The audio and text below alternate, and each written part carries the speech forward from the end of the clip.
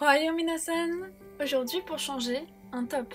Voici mon top 5 de films d'animation japonais de ces dernières années. En numéro 5, Birthday Wonderland.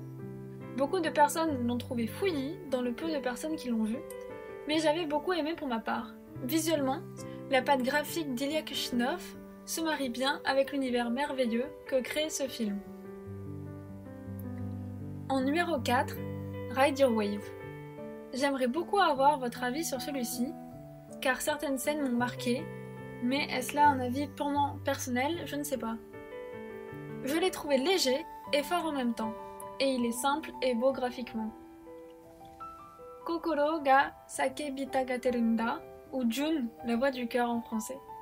Celui-ci, à l'époque où je l'ai vu, je n'aurais jamais pensé qu'il me suivrait autant.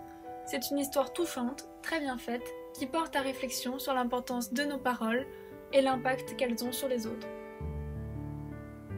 Numéro 2, Kimi no Suizo o Tabetai, ou Je veux manger ton pancréas en français. Celui-ci est un peu moins feel-good, partant d'une personnage principale malade en phase terminale, mais ne nous plonge pas pour autant dans un pathos continu tout au long du film. Au contraire, cette fille cherche à vivre ce qui lui reste de vie au mieux, et cela aux côtés d'un jeune garçon.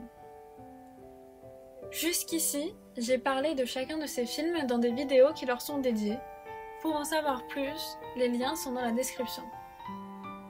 Avant de révéler mon numéro 1, je me dois de faire des mentions honorables.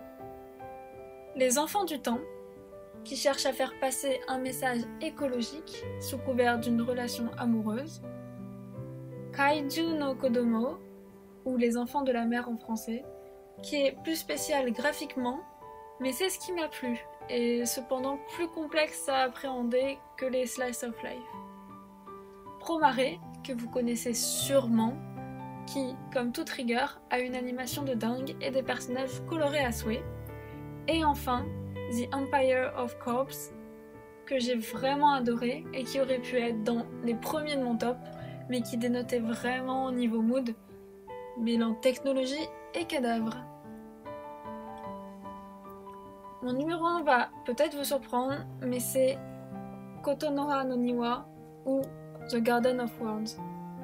Ce film est à ce jour, pour moi, encore celui avec la plus belle animation de tous. Le rendu de la pluie et de l'eau dans ce film m'a conquise. Même si pour beaucoup l'histoire n'est qu'une romance slice of life de plus, pour moi, il fait partie des films à voir.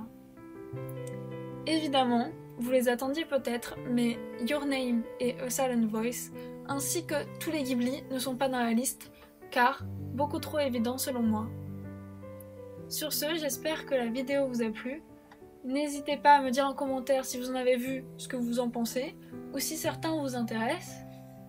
Et n'hésitez pas à aller me suivre sur mes autres réseaux sociaux. Sur ce, sayonara!